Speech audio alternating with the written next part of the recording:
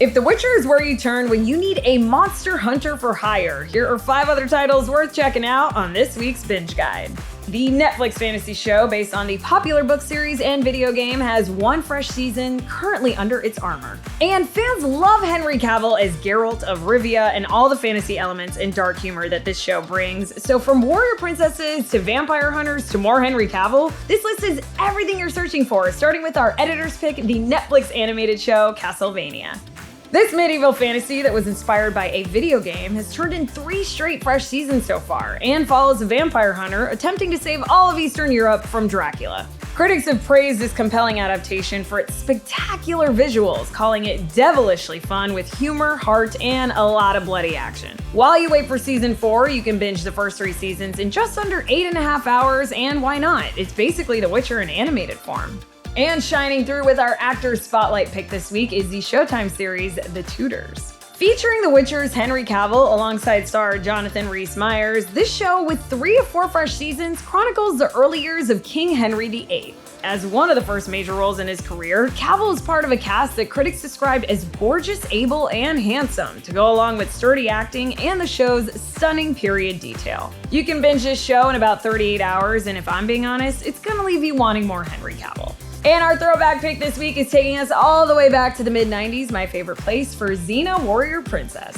This action-adventure series dominated syndication as it aired for 6 seasons starting in 1995 and follows Xena, played by Lucy Lawless, a mighty warrior princess with a dark past who is out to redeem herself. Xena actually began as a recurring nemesis on the show, Hercules: The Legendary Journeys, but Warrior Princess actually went on to become the more successful show, which is why critics called it a swashbuckling actioner that transcends its origin as a spin-off and becomes a fully realized saga in its own right.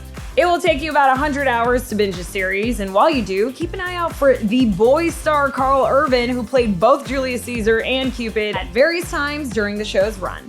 And sitting on the throne as our audience pick this week is The Last Kingdom. This history drama series from BBC America and Netflix tells the story of Uhtred, an Anglo-Saxon raised by Danes who is forced to choose between the country of his birth and the people of his upbringing. Witcher fans will love the battle scenes and key characters in The Last Kingdom, while the critics say it fuses beautiful cinematography and magnificent action sequences to create highly gratifying historical drama.